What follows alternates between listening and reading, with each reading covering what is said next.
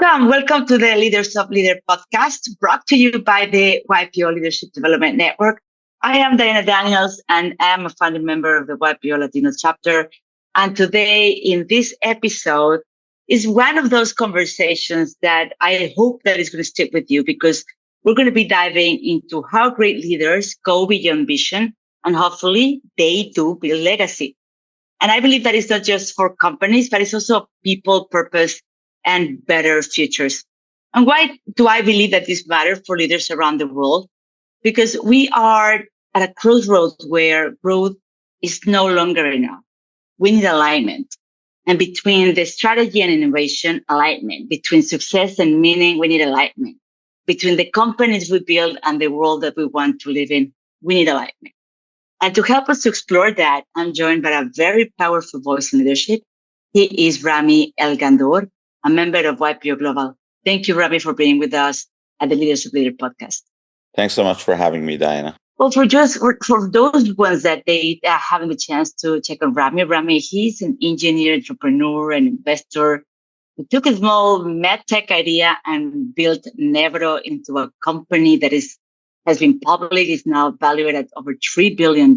He served as a CEO and chairman, pioneering innovations that change patient lives around the world.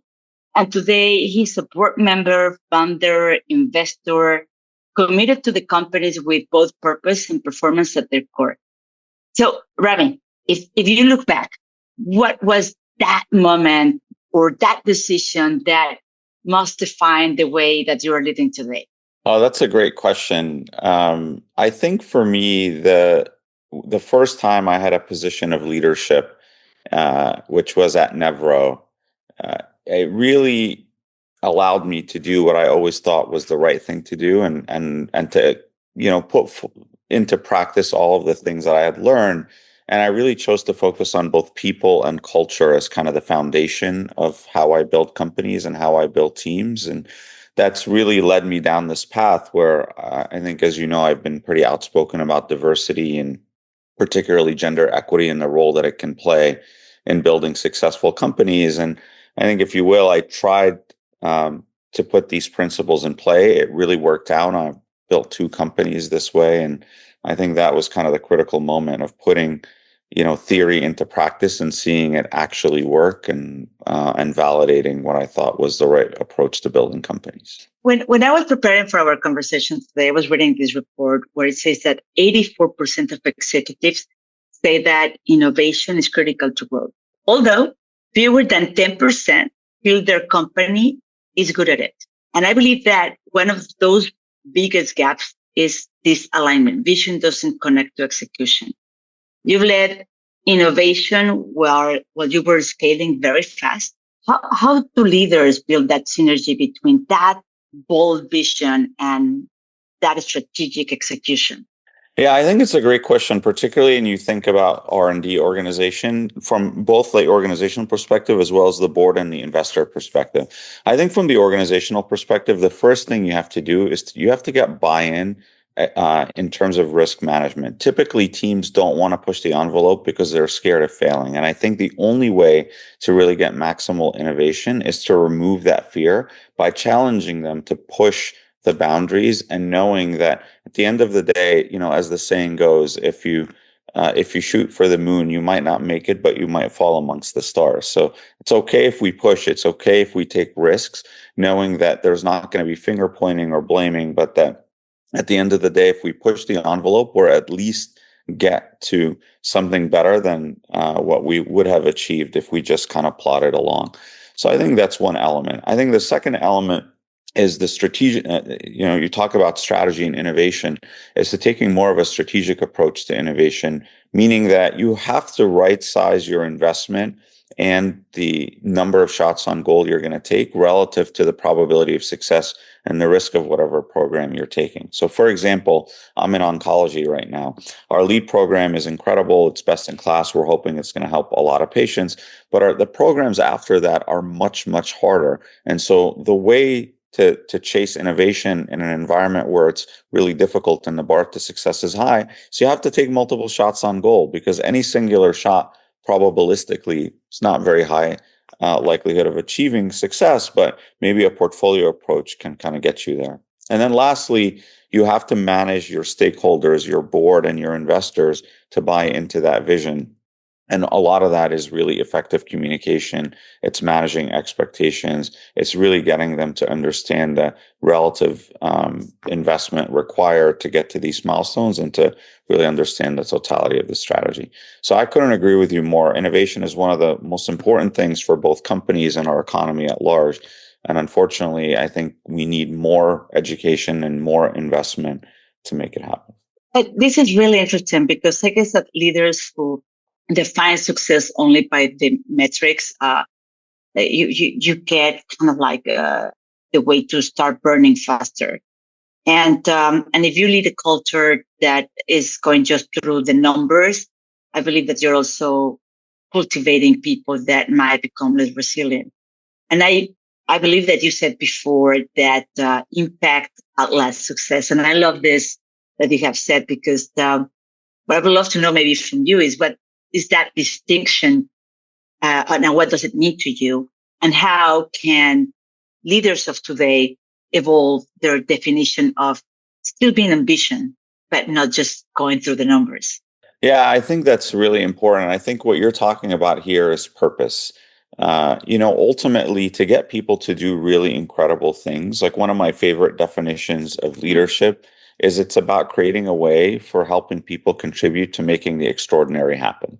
And when you think about that, you have to have purpose in order to really drive innovation and make large impacts. And so when you think about ambition, there's certainly people have the ambition of building big companies and having global impact. But I think if you lose the people element, both the people in your company in terms of the culture, and having them feel that purpose as well as the impact on humanity, you can't possibly, I think, you can't possibly really achieve that full ambition. So a couple of things to think about. From a culture perspective, one of the things I really believe in is making sure every single person in the organization understands how what they do contributes to our mission.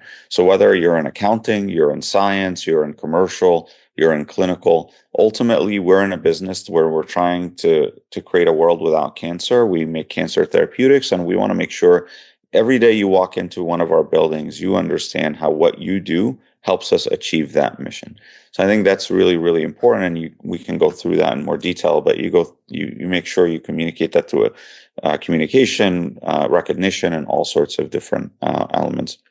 I think in a global perspective, you have to make sure, I think, in addition to making profit, that you're doing good in the world. And I think AI is, really going to force the world to think about that question, because at some point, if we are driving innovation to the point where we're eliminating a lot of jobs, we're causing a lot of havoc in the economy, are we really building a legacy that benefits humanity? And where is that sort of balance between technology and innovation, but also the betterment of humanity and people? And I think particularly AI is going to challenge people's notions of how to think about that.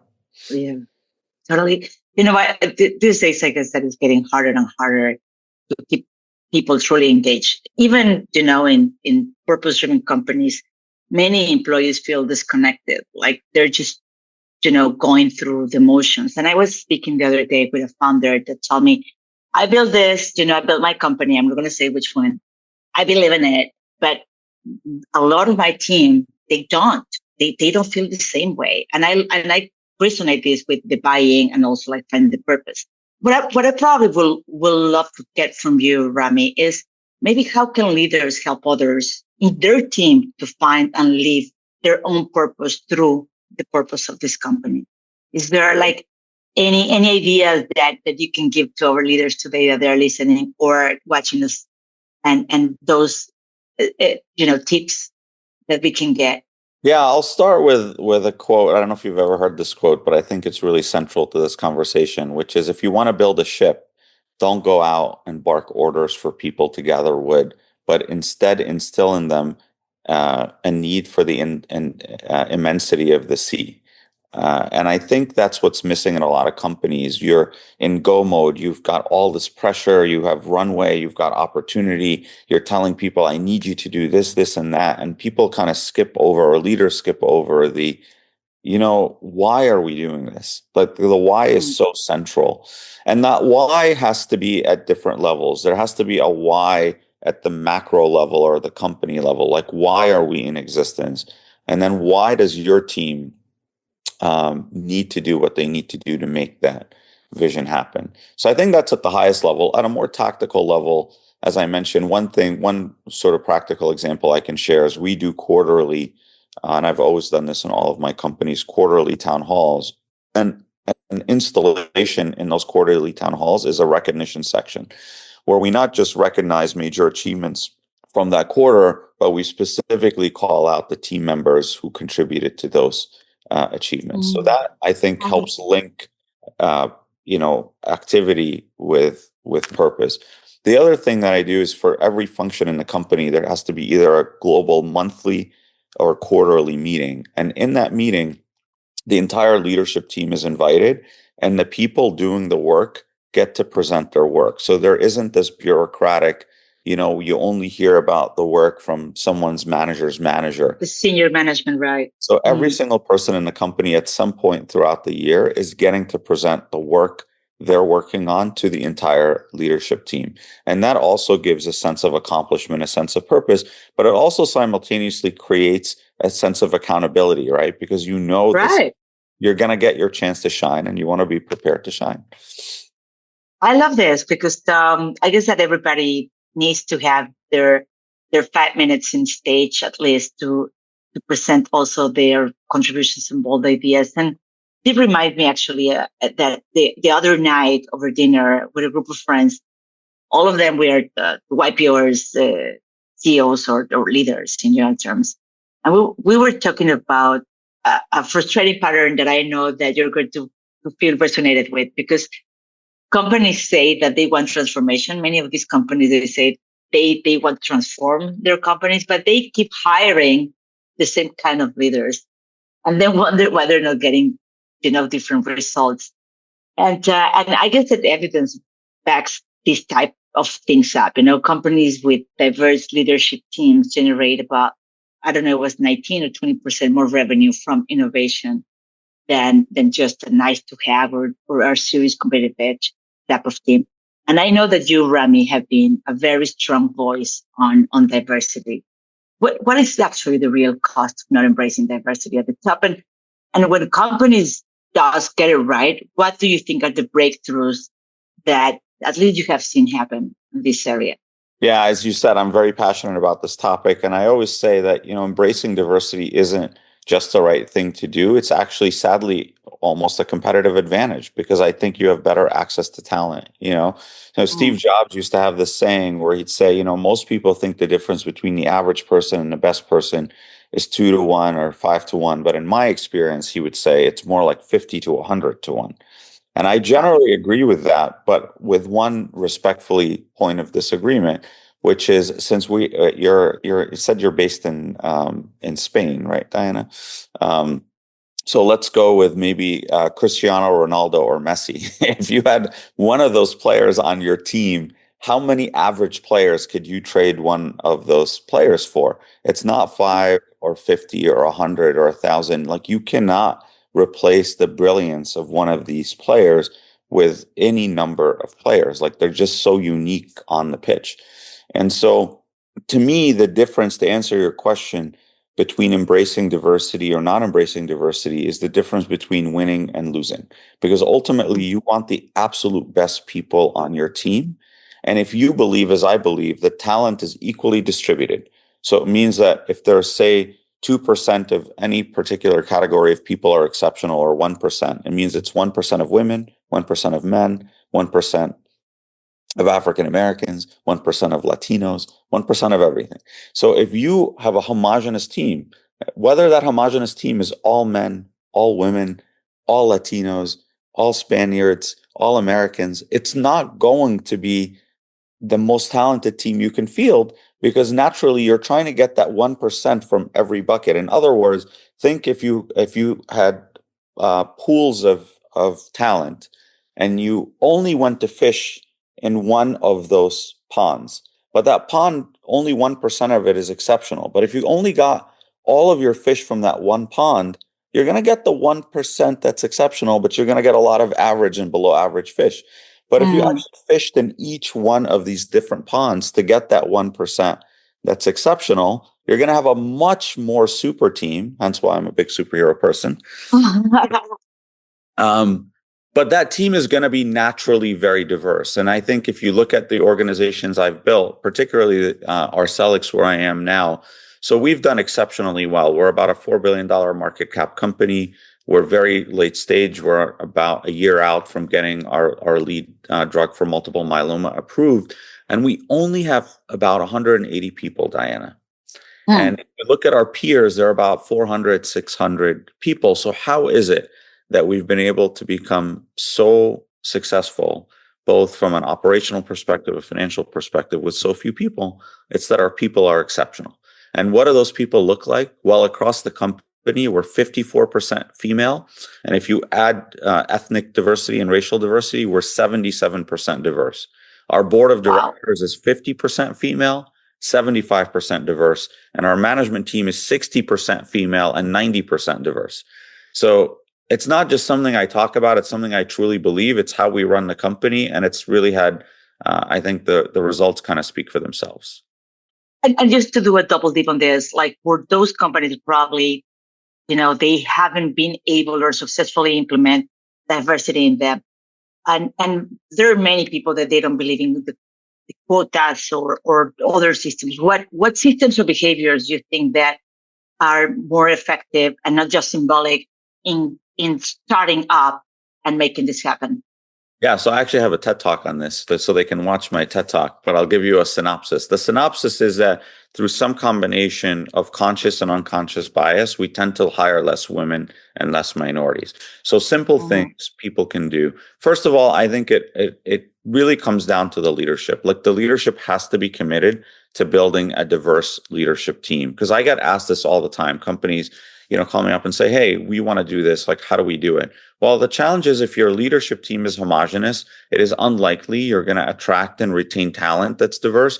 And also that you're going to make decisions that attract and retain talent from a policy perspective, from a culture perspective. So the first thing is that the leadership has to commit, particularly the CEO, to building a diverse team. Second, there are simple things you can do. For example, challenging your recruiters that you will only fill roles once you've seen a diverse slate of candidates. So research shows that if a woman or a minority there's only one woman or one minority in a candidate pool, even if they're the best candidate, they're not going to be hired. And the reason for that is our brains are kind of difference engines. So, and I've seen this in debriefs. You interview a bunch of people, there's one woman or one minority, and people go, yeah, they're the best person, but I think they're kind of risky, so we should go with this person instead.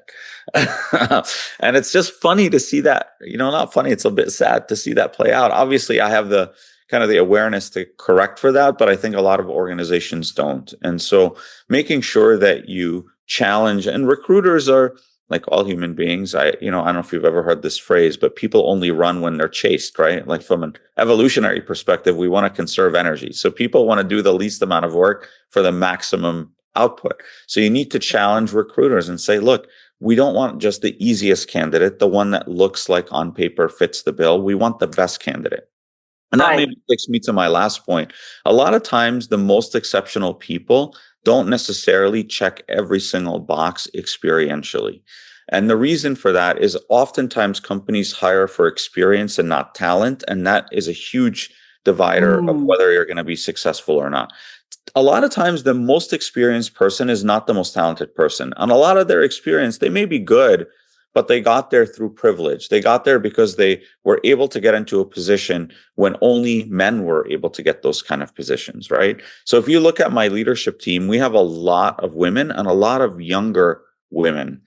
For example, my CFO, I think she's 30 now, or was 30 when I hired her, right? Never been a CFO before, but exceptional CFO. She had the right experiences. Our general counsel, Miriam, first time general counsel, but her experiences were exceptional.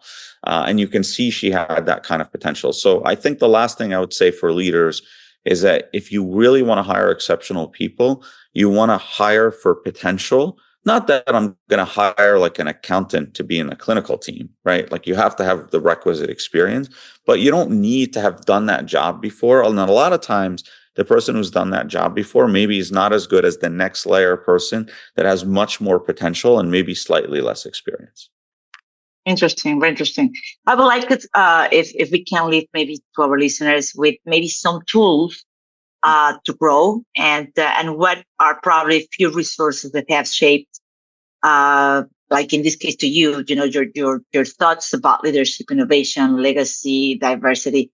Maybe a book that you want to recommend, a podcast, a framework that we can give to our audience today. Sure. Yeah. I think one of maybe I'll give you two books. One of my favorite books from a leadership perspective is Good to Great. It's a very classical book, and it actually talks about the foundations of leadership. I think a lot of times people assume charismatic folks make good leaders, but it really digs down into the traits and the qualities that really make a good leader. And then the other one, which I always joke I think is essential reading for everyone, particularly for Americans, is The Big Short. I think you understand a lot more about really the economy and how interconnected everything is. And it's kind of it's an older book, but a fascinating book that I think everyone should read. That's actually great advice. All right, Rami. So I like this section of our podcast because you're going to play a quick round of quick fire questions. And I would like for you to give me the first thought that comes to your mind. Don't overthink it. Just tell me in one word what you think about legacy.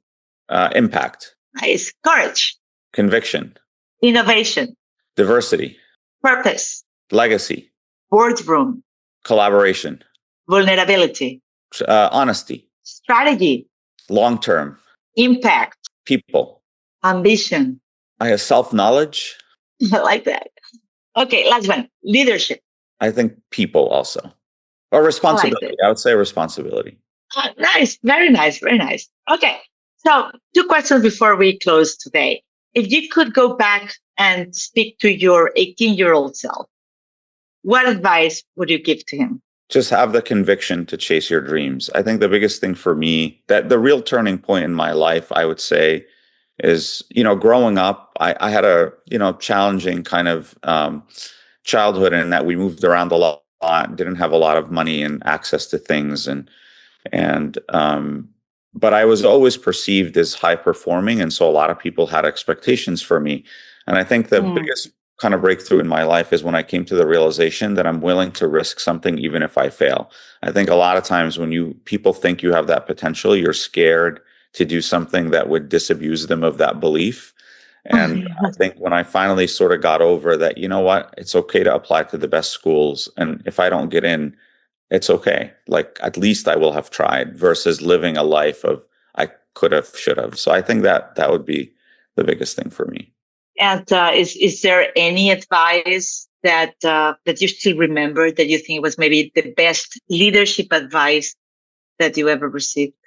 Yeah, I'll leave you with. So I had a mentor who really helped me, Jim Caruso. He's our CFO, and my first company was an engineer that really led me down this path. And he used to say the same thing to me all the time, Diana. Are you willing to do what it takes to succeed? And one time he wrote that on a piece of paper, which I still carry in my wallet to this day. So here it is. I don't know if you can see it on the camera. Oh, that is so cool. Are you willing to do what it takes to succeed? Yeah. So I think that's ultimately, if you have ambition and you have all the pieces, are you ultimately just willing to do what it takes to get there? Rami, thank you. You've given us so much to think about today, and most important, I guess, to act on. I have 3 takeaways that I probably would like to share with our fellow friends, YPOers, leaders around the world. I guess that my first takeaway from our conversation is vision means nothing without the buy-in, and also without the possibility to shot several times, to have multiple opportunities to be able to fail. My second takeaway is purpose is a multiplier. Knowing your why is just not for motivation; it's actually what unlocks resilience. And my third takeaway from our conversation is diversity is not just a checkbox; it's actually a power of source. Thank you, Rami. It has been amazing, and to have this conversation. Thank you for being with us. Yeah, thanks so much, Diana. It was super fun, and thanks again for having me.